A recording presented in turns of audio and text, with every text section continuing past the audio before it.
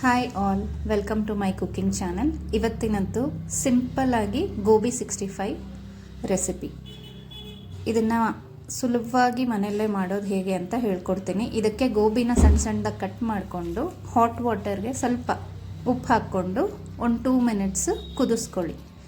ಕುದಿಸಿದ ನಂತರ ಇದನ್ನು ಡ್ರೈನ್ ಮಾಡಿಬಿಟ್ಟು ತೆಗೆದಿಟ್ಕೊಳ್ಳಿ.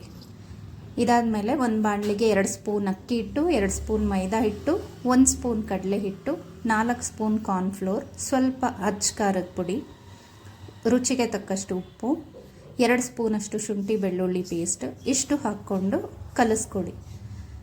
ಇದು ಚೆನ್ನಾಗಿ ಮಿಕ್ಸ್ ಆಗಿದ ತಕ್ಷಣ ಇದಕ್ಕೆ ಸ್ವಲ್ಪನೇ ನೀರು ಹಾಕ್ಕೊಂಡು ತುಂಬ ತೆಳ್ಳಗಲ್ಲದೆ ಗಟ್ಟಿಯಾಗಿ ಇಷ್ಟು ಕನ್ಸಿಸ್ಟೆನ್ಸಿಗೆ ಮಾಡಿಕೊಂಡು ನಾವೇನು 2 ನಿಮಿಷ ಬೇಯಿಸಿಟ್ಕೊಂಡಿರೋ ಗೋಬಿನ ಹಾಕಿ ಚೆನ್ನಾಗಿ ಬ್ಯಾಟರ್ ಎಲ್ಲ ಮಿಕ್ಸ್ ಆಗೋ ಥರ ಈ ಥರ ಫುಲ್ಲಾಗಿ ಮಿಕ್ಸ್ ಆಗಬೇಕು. ಅಲ್ಲಿವರೆಗೂ ಮಿಕ್ಸ್ ಮಾಡಿ ಇಟ್ಕೊಳ್ಳಿ. ಇನ್ನೊಂದು ಕಡೆ ಎಣ್ಣೆ ಚೆನ್ನಾಗಿ ಕಾಯಿಸಿ ಈ ಮಿಕ್ಸ್ ಆಗಿರೋ ಗೋಬಿನ ಎಣ್ಣೆಯಲ್ಲಿ ಡೀಪ್ ಫ್ರೈ ಮಾಡಬೇಕು. ತುಂಬ ಟೇಸ್ಟಿಯಾಗಿರುತ್ತೆ. ಈವ್ನಿಂಗ್ ಸ್ನ್ಯಾಕ್ಸ್ಗೆಲ್ಲ ತುಂಬಾ ಚೆನ್ನಾಗಿರುತ್ತೆ. ಒಂದೊಂದೇ ಹಾಕ್ತಾಯಿದ್ದೀನಿ, ಅವಾಗ ಅಂಟ್ಕೊಳ್ಳಲ್ಲ ಅಂತ.